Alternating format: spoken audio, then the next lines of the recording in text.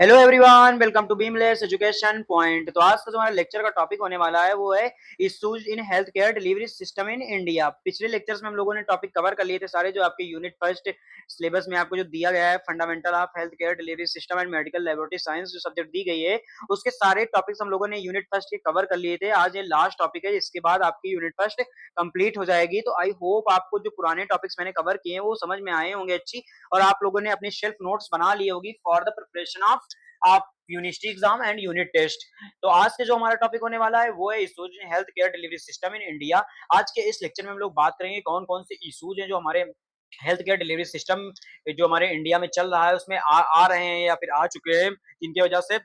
जो हमारा मिशन था हेल्थ फॉर ऑल वो सक्सेस नहीं हो पा रहा है, या हमारा हेल्थ केयर डिलीवरी सिस्टम जो है वो अच्छे से चल नहीं पा रहा है। तो ये सारे इश्यूज के बारे में बात करें कि कौन कौन से इश्यूज आ रहे हैं। तो इससे पहले मैंने टॉपिक्स कवर किए हैं आपके हेल्थ केयर डिलीवरी सिस्टम क्या है, टाइप्स कितने होते हैं हेल्थ केयर डिलीवरी सिस्टम से, और आपका क्लासिफिकेशन किया गया हॉस्पिटल का जो मेडिसिन के बेस पे, और वेरियस टाइप्स क्लासिफिकेशन हम लोगों ने किया था हॉस्पिटल्स के बारे में, हॉस्पिटल के बेनिफिट्स के बारे में बात कर चुके हैं हम लोग। और हम लोग बात कर चुके हैं कि नेशनल हेल्थ मिशन क्या है, नेशनल हेल्थ पॉलिसी क्या है, national health mission national health policy का हमारे इंडिया में क्या मेडिकल फील्ड में रोल रहा है, क्या हेल्थ केयर डिलीवरी सिस्टम को इंप्रूव करने में रोल रहा है। और आज के इस लेक्चर में हम लोग बात करेंगे कि कौन कौन से इशू हैं जो हमारे हेल्थ केयर डिलीवरी सिस्टम को डिलीवर करने में आते हैं, जिनकी वजह से हेल्थ केयर डिलीवरी सिस्टम में बहुत सारी एबनॉर्मलिटीज, बहुत सारी कमियां देखने को मिलती हैं। तो इससे सिंपल ये जो आपका लेक्चर है बहुत शॉर्ट होने वाला है, बहुत छोटा सा लेक्चर होने वाला है, क्योंकि इसमें सिर्फ हम लोगों को यही जानना है कि हमारे हेल्थ केयर सिस्टम में कौन कौन से इशू आ सकते हैं या आ चुके हैं। तो अगर आपने हमारे पुराने लेक्चर्स जो मैंने कवर किए उनको अच्छे से पढ़ा होगा, अच्छे से ध्यान लगा के नोट्स बनाया होगा, तो आपको ये टॉपिक है ये पढ़ने की कोई जरूरत नहीं है। आप इस टॉपिक को आसानी से लिख सकते हैं। यहाँ मैं आपको हेडिंग्स बता दूंगा और चीजें एक्सप्लेन कर दूंगा, जिससे आप अपनी लैंग्वेज में अच्छे तरीके से इस टॉपिक को कवर करके लिख पाएंगे अपने यूनिवर्सिटी एग्जाम में और यूनिट टेस्ट में। तो आइए सबसे पहले हम लोग बात करते हैं कि हमारा जो हेल्थ केयर सिस्टम है उसमें कौन-कौन से इश्यू जो थे वो आए, जिनके कारण हमारा हेल्थ केयर डिलीवरी सिस्टम सही से चल नहीं पा रहा था। तो यहाँ पे मैंने चार्ट ऐड कर दिया है कि जैसे कि आपके others issues in health care delivery system, means जो हमारे हेल्थ केयर डिलीवरी सिस्टम था उसमें national health policy, national health mission, इन सब ने बहुत सारे रोल्स प्ले किए और बहुत सारी चीजों को क्या किया, मॉनिटर करने का काम किया, जो हमारे हेल्थ केयर सिस्टम को ऑपरेट कर रही थी, हेल्थ केयर सिस्टम को जो चलाने में एक ग्रेट रोल प्ले कर रही थी। पर अदर्स कौन से इश्यूज हैं जिनकी वजह से हेल्थ केयर डिलीवरी सिस्टम में लार्ज तरीके से आपकी एबनॉर्मलिटीज और कमियां देखने को मिली। तो यहाँ 12 पॉइंट्स मैंने ऐड किए हैं। इन 12 पॉइंट्स को आपको समझना है अच्छे से और अपनी लैंग्वेज में लिखने की कोशिश करना है। तो इन पॉइंट्स में कुछ नहीं, बस आपको थोड़ा सा इजी वे में समझना है।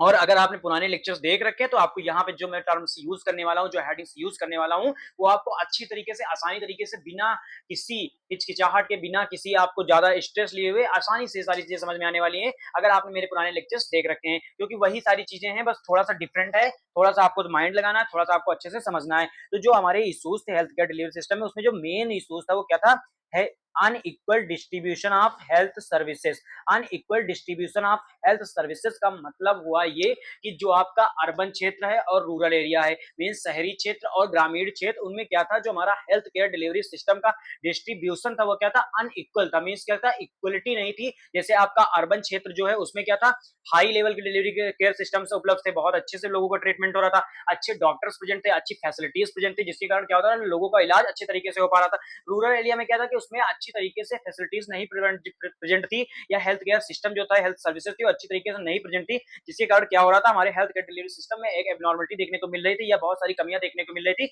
और पेशेंट का ट्रीटमेंट सही से नहीं हो पा रहा था। तो ये पहला पॉइंट था आपका, इन unequal distribution of health services. फिर जो सेकंड पॉइंट इसमें लिखा हुआ, ये लिखा है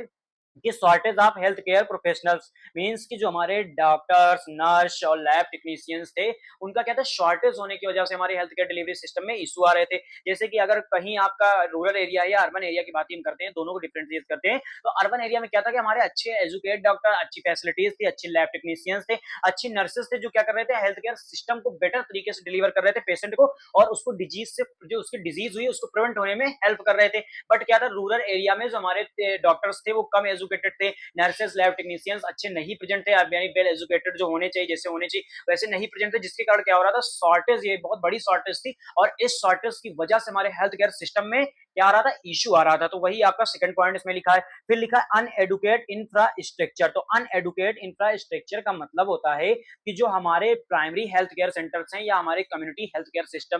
सिस्टम्स हैं, उसमें क्या हो रहा था, उनका जो इंफ्रास्ट्रक्चर था वो सही से नहीं था। जैसे कि एक हॉस्पिटल है तो उसमें क्या होना चाहिए, ओटी होना चाहिए, एक्सरे होना चाहिए, अल्ट्रासाउंड फैसिलिटीज होनी चाहिए, डायग्नोसिस फैसिलिटीज हो जाए, ट्रीटमेंट फैसिलिटीज होनी चाहिए, नर्स होने चाहिए, डॉक्टर्स होने चाहिए, और जो भी स्टाफ है वो होना चाहिए। उसका जो इंफ्रास्ट्रक्चर है वो बना होना चाहिए कि जिससे कि क्या हो, हमारे पेशेंट को अच्छा फील हो, अच्छे से उनका ट्रीटमेंट हो, उनको सारी फैसिलिटीज मिल पाए। पर ये क्या हो रहा था, ये सही से प्रॉपर तरीके से अनएडुकेट हो रहा था, मीन्स प्रॉपर तरीके से नहीं हो पा रहा था। और क्योंकि हमारे बहुत सारे जैसे आपके प्राइमरी हेल्थ केयर सिस्टम्स हैं, तो उसमें क्या है, आपकी बहुत सारी चीजें नहीं प्रेजेंट है अभी, तो उससे क्या हो रहा है, उससे आप पेशेंट को अच्छी केयर नहीं मिल पाती वहां पे, जिसके कारण अगर उसको कोई सिस्टमेटिक डिजीज हुई है या क्रोनिक इन्फेक्शन हुआ है, क्रोनिक डिजीज हुई है, तो उसका ट्रीटमेंट के लिए उसे बाहर जाना पड़ता है। तो ये क्या है, आपका इन एडुकेट इंफ्रास्ट्रक्चर, और ये बहुत बड़ा इशू था आपके हेल्थ केयर डिलीवरी सिस्टम में, जो अभी भी आपके प्रेजेंट है। फिर क्या है, high cost of health care. तो फिर क्या था, आपके high cost of health care का मतलब है कि बहुत सारे हेल्थ फैसिलिटीज हैं जिनके हाई कॉस्ट होने के कारण क्या है, हमारे इंडिया में वो सही से डिलीवर नहीं हो पा रही थी, और उनमें इन इक्वलिटी हो रही थी। मीन्स जैसे आपके जो रूरल एरिया के लोग थे, वो क्या कर पा रहे थे, उसको एफर्ट नहीं कर पा रहे थे, और एफर्ट ना करने की वजह से वो सही से ट्रीटमेंट नहीं पा पाते हैं,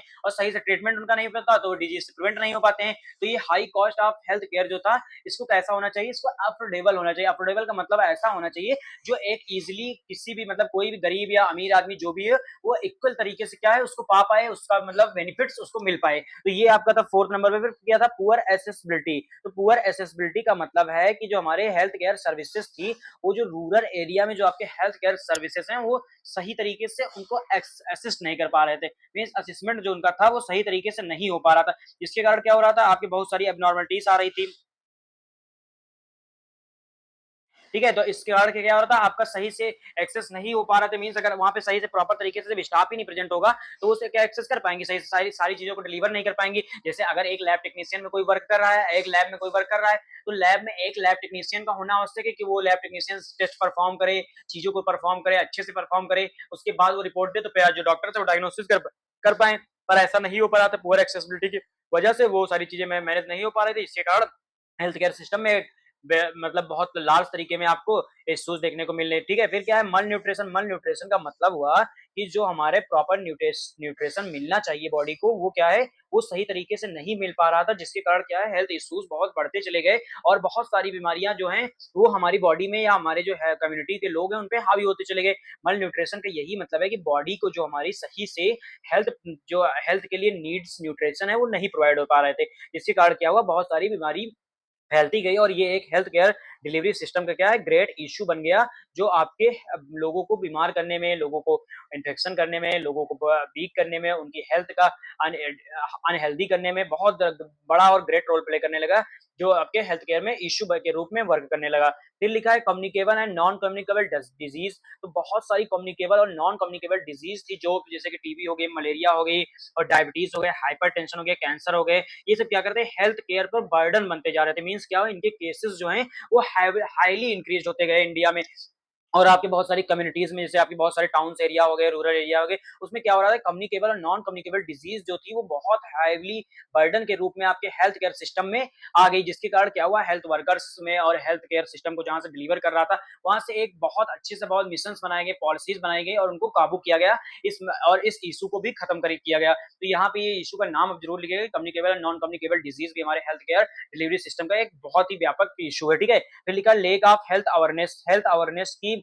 जो आपकी लेक है, उसके कारण, लेक का मतलब होता है कि कमजोरी के कारण, लेक मतलब कमी के कारण, कमजोरी बोल लो या कमी बोल लो। तो हेल्थ अवेयरनेस का मतलब ये हुआ कि जो हमारे पीपुल्स हैं, हमारे जो सोसाइटी में पीपुल्स प्रेजेंट हैं, जो हमारे लोग हैं, उन तक क्या हुआ, हेल्थ केयर डिलीवरी सिस्टम या हेल्थ से रिलेटेड चीजों के बारे में जो उनका नॉलेज होना चाहिए वो इम्प्रूव ना होने के कारण, प्रॉपर उनको एजुकेशन ना मिलने के कारण क्या हुआ, हेल्थ अवेयरनेस प्रॉपर तरीके से ना फैलने के कारण बहुत सारे डिजीज हैं, बहुत सारी चीजें हैं जो उनपे उनको अफेक्ट करने लगी, और अफेक्ट करने के कारण क्या हुआ कि वो डिजीज उनको कॉस्ट कर गई, और कॉस्ट करने के कारण उनकी जो है हेल्थ पे इश्यूज आए, और हेल्थ उनकी वीक हो गई, और वो अनहेल्दी पर्सन हो गए। तो ये बहुत बड़ी है कि अगर अवेयरनेस सही तरीके से पहुंचा दिया जाए, अगर लोगों को, जैसे आपके स्वच्छता अभियान हो गया, ये सारे अभियान चलाए जाते हैं कि आप अपने आर बगल स्वच्छ भारत, स्वच्छ रखे भारत को, स्वच्छ रखे, सब स्वच्छ रखेंगे, स्वच्छता रखेंगे अपने आर बगल, तो जो गंदगी के कारण होने वाली डिजीज है क्या आपको होंगी, नहीं होंगी। तो इसीलिए लिखा है यहाँ पे कि lack of health awareness, means जो हमारे हेल्थ से रिलेटेड चीजें हैं, एजुकेशन है,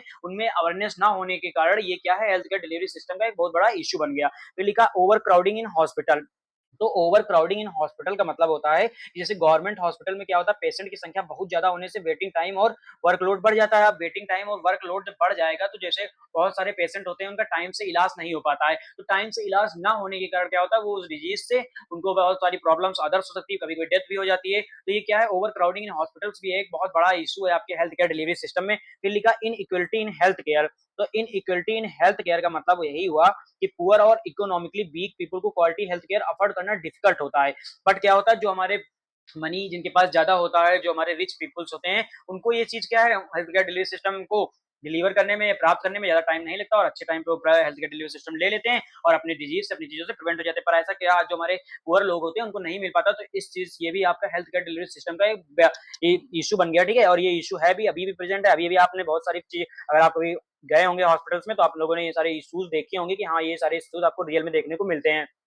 फिर लिखा है poor sanitation and drinking water. तो poor sanitation and drinking water का मतलब होता है कि पुअर जो आपका अनसेफ ड्रिंकिंग वाटर है, और पुअर सैनिटेशन है जो इनसे इन्फेक्शन होते हैं, जैसे कि बहुत सारे इन्फेक्शन होते हैं जो वाटर बॉर्न होते हैं, पुअर सैनिटेशन के कारण होते हैं। मतलब कि अगर आपके आर बगल साफ सफाई नहीं है, चीजें आप सही से नहीं बैलेंस कर पा रहे हैं, सही से चीजें आप नहीं साफ सफाई कर पा रहे हैं, तो उसके कारण क्या होता है, आपके हेल्थ पे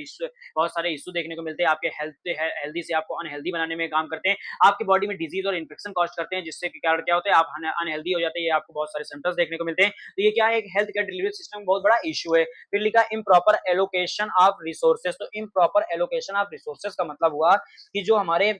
अवेलेबल मनी, और जो हमारे गवर्नमेंट के पास अवेलेबल मनी है, स्टाफ है, इक्विपमेंट है और मेडिसिन है, उसका क्या है, प्रॉपर डिस्ट्रीब्यूशन या सही तरीके से यूज ना होना, इसी को हम लोग कहते हैं इम्प्रॉपर एलोकेशन ऑफ रिसोर्सेज। मतलब जैसे जितना लैब में आपको, जैसे लैब में 4 लैब टेक्नीशियन चाहिए, तो गवर्नमेंट ऑफ इंडिया को ये 4 लैब टेक्नीशियन की पूर्ति करनी चाहिए कि 4 लैब टेक्नीशियन हमारे वहाँ हो, तो अच्छे से हमारे पेशेंट की केयर कर पाएंगे। जितने ज्यादा हेल्थ केयर वर्कर्स होंगे, उतनी ज्यादा पेशेंट की केयर हो पाएगी अच्छे से। तो ये, और जैसे मेडिसिन है, तो मेडिसिन को प्रॉपर डिस्ट्रीब्यूट किया जाए, प्राइमरी हेल्थ केयर सिस्टम हो या कम्युनिटी हेल्थ केयर सिस्टम हो या आपके टर्सरी हेल्थ केयर सिस्टम हो, इन सारे सिस्टम्स पे क्या हो, प्रॉपर तरीके से मेडिसिन जो है उनको डिलीवर किया जाए, इक्विपमेंट जो है पहुंचाया जाए। तो अगर प्रॉपर तरीके से मेडिसिन प्रेजेंट होगी, प्रॉपर तरीके से हेल्थ केयर वर्कर्स प्रेजेंट होंगे, प्रॉपर तरीके से हमारे इक्विपमेंट प्रेजेंट होंगे, तो क्या होगा, हम जो है वो पेशेंट की अच्छी केयर कर पाएंगे, हमारे पेशेंट को अपने से अच्छे से ट्रीट कर पाएंगे, और पेशेंट अच्छे से ट्रीट होगा तो उसकी जो डिजीज है उससे वो प्रिवेंट हो जाएगा। तो ये सारे इश्यूज थे, जो 12 इश्यूज थे आपके हेल्थ केयर डिलीवरी सिस्टम में। तो आप ये पॉइंट्स नोट कर लीजिएगा। अगर आपको ये क्वेश्चन शॉर्ट में पूछा जाता है तो आप ये सारे पॉइंट्स लिखेंगे, थोड़ा आप इंट्रो लिखना, हेल्थ केयर डिलीवरी सिस्टम क्या है, फिर इश्यूज इन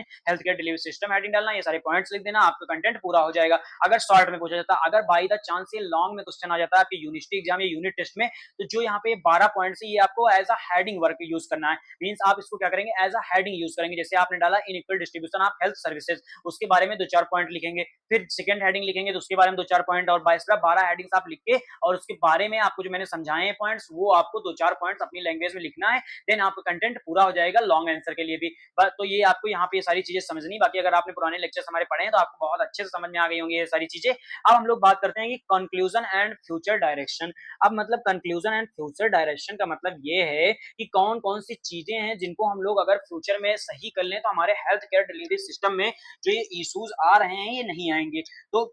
इसमें जो पहला पॉइंट लिखा है वो ये लिखा है कि addressing these issues require a comprehensive and integrated approaches. तो कॉम्प्रेहेंसिव एंड इंटीग्रेटेड, जो आपका कंप्रेसिव एंड इंटीग्रेटेड अप्रोचेस का मतलब ये हुआ कि अगर हम जो हमारा हेल्थ केयर डिलीवरी सिस्टम है उसको, उसमें उसको, और जो हमारे पॉपुलेशन के लिए और सारे सेक्टर्स हैं, जैसे कि आपका एजुकेशन सेक्टर हो गया, इन्वायरमेंटल सेक्टर हो गया, आपका हेल्थ केयर डिलीवरी सेक्टर हो गया, और आपके मेडिसिन सेक्टर हो गया, ये सारे सेक्टर्स क्या हैं, अगर साथ में मिलकर काम करेंगे तो जो क्या होगा, हमारे हेल्थ केयर डिलीवरी सिस्टम में जो इश्यूज आ रहे हैं वो नहीं आएंगे। मतलब अगर बहुत सारे सेक्टर्स जो हैं वो इंटीग्रेट होके अपने अप्रोचेस जो हैं, जो मतलब उनके वर्क्स हैं, उनको इंटीग्रेट करके एक साथ एकजुट होकर वर्क करेंगे, तो हमारे हेल्थ केयर डिलीवरी सिस्टम में जो भी हमारे प्रॉब्लम्स आ रही हैं उनसे हम फाइट कर पाएंगे, और वो प्रॉब्लम्स जो होंगी वो रिड्यूस होंगी। ठीक है, पहला ये था। फिर लिखा है investment in infrastructure human resource and technology is essential. मतलब कि जो हमारी गवर्नमेंट ऑफ इंडिया है या हमारी जो ऑर्गेनाइजेशन है उनको क्या करना चाहिए, इंफ्रास्ट्रक्चर जो हमारा है हेल्थ केयर सिस्टम को, उसको सही तरीके से मैनेज करना चाहिए, ह्यूमन रिसोर्स जो है उनको सही तरीके से मैनेज करना चाहिए, और जो हमारी टेक्नोलॉजीज हैं, जो हमारे ऑटोमेशन हैं, उनको क्या है हेल्थ केयर डिलीवरी सिस्टम में लाना चाहिए, उनको इसेंशियल बनाना चाहिए हेल्थ केयर डिलीवरी सिस्टम से, जिससे क्या होगा, बहुत सारे इरर्स जो हमारे हेल्थ केयर डिलीवरी सिस्टम में होते हैं वो मिनिमाइज होंगे, और हमारा health care delivery system improve होगा, उसके इश्यूज जो होंगे वो रिड्यूस होंगे। फिर लिखा है strengthening policies and ensuring equity access will improve health care outcome in India. तो इस पॉइंट का कहने का मतलब ये है कि जो हमारी स्ट्रेंथनिंग पॉलिसीज हैं एंड इंश्योरिंग इक्विटी एक्सेस जो हमारा है वो क्या है, गवर्नमेंट ऑफ इंडिया को सही तरीके से रेगुलेट करना चाहिए। मतलब कि गवर्नमेंट को हेल्थ केयर पॉलिसीज को स्ट्रांग और इफेक्टिव इंप्लीमेंट करना चाहिए। साथ ही हेल्थ केयर फैसिलिटीज जो हैं उसको क्या होना चाहिए, हर पर्सन तक इक्वली पहुंचाना चाहिए। चाहे वो पर्सन रूरल एरिया का तो या अर्बन एरिया को, चाहे वो रूरल एरिया में हो या अर्बन एरिया में हो, रिच हो या पुअर हो, जैसा भी वो पर्सन हो, उसके क्या है उसको हेल्थ केयर डिलीवरी सिस्टम जो है हमारा वो क्या है इक्वली पहुंचाना चाहिए। मतलब ऐसा नहीं कि रूरल एरिया में आप अच्छी हेल्थ केयर डिलीवरी सिस्टम पहुंचा रहे और जो आपका अर्बन एरिया उसमें आप हेल्थ केयर डिलीवरी सिस्टम अच्छे से नहीं पहुंचा पा रहे हैं। तो आपको क्या करना है, गवर्नमेंट ऑफ इंडिया को, जो हमारे गवर्नमेंट ऑफ इंडिया है उसको हेल्थ केयर डिलीवरी सिस्टम जो है वो क्या है इक्वली पहुंचाना चाहिए, जिससे कि क्या हो अर्बन रूरल और पुअर रिच जो भी हमारा टाइप्स के पेशेंट है उनका अच्छा ट्रीटमेंट हो पाए और वो डिजीज से प्रिवेंट हो पाए। तो इस तरह से ये तीन पॉइंट्स मैंने यहाँ ऐड कर दिए थे, जिससे क्या है आपके हेल्थ केयर डिलीवरी सिस्टम को फ्यूचर में आपके जो हेल्थ केयर डिलीवरी सिस्टम में इश्यूज आ रहे हैं उनको क्या है रिकॉग्नाइज किया जाए, उनको पहचान किया जाए और उनको क्या है सॉल्व करने का काम किया जाए। तो इन सारे कुछ मैकेनिज्म है जिन पे अगर हम लोग वर्क करें तो हमारे हेल्थ केयर डिलीवरी सिस्टम में जो इश्यूज है उनसे हम प्रिवेंट हो सकते हैं। बाकी ये सारे आपके अपने ये सारे मैंने यहाँ एक फोटो इसमें ऐड की है जिसमें आपके हेल्थ केयर सिस्टम के लेवल्स लिखे हुए हैं, कंपोनेंट्स लिखे हुए हैं, हेल्थ स्केल होल्डर्स लिखे हुए हैं कि चैलेंजेस कौन कौन से हैं, ये आप थोड़ा सा नोट कर लीजिएगा अलग से। बाकी आई होप आपको ये समझ में आ गया होगा, इसमें ज़्यादा कुछ नहीं था, इसीलिए मैंने शॉर्ट में एकदम लेक्चर बना दिया आपके लिए कि आप अच्छे से इसको पढ़ लें, अच्छे से एक्सप्लेन कर लें और अपनी कोशिश कीजिएगा कि आप इन जो पॉइंट्स हैं इनको आप अपने लैंग्वेज में एक्सप्लेन करके अपने यूनिवर्सिटी एग्जाम या यूनिट टेस्ट में लिखें। अगर आप अपने लैंग्वेज में इसको लिखते हैं तो आपके बेटर तरीके से आपका प्रेजेंटेशन देने में हेल्प करेंगे, आपकी जो नोटबुक होगी या फिर जो यूनिट की आंसर शीट होगी। बाकी thank you so much for watching. अगर आपको वीडियो अच्छी लगी तो लाइक करें, शेयर करें, सब्सक्राइब करें और अपने क्लासमेट तक ये वीडियो शेयर करें, जिससे कि आपके जो क्लासमेट्स हैं उनको भी ये बेनिफिट्स मिल पाए और वो भी हमारे लेक्चर्स देख के अपनी मतलब जो उनकी प्रिपरेशन है उसको स्ट्रॉन्ग कर पाएँ। बाकी अगर आपको कोई बीमलेस से रिलेटेड इन्फॉर्मेशन चाहिए, कोई आपको डाउट्स हो तो आप हमारे टेलीग्राम चैनल बीमलेस एजुकेशन पॉइंट को ज्वाइन कीजिए। वहाँ आपके जो भी डाउट्स हैं वो कमेंट कीजिए, वो आप हमें डीएम कीजिए, हम आपके डाउट्स को क्लियर करेंगे। बाकी अगर आपको वीडियो अच्छी लगी तो आप लाइक कीजिए, शेयर कीजिए और एक कमेंट कीजिए। Thank you so much for watching. Please do like, share and subscribe.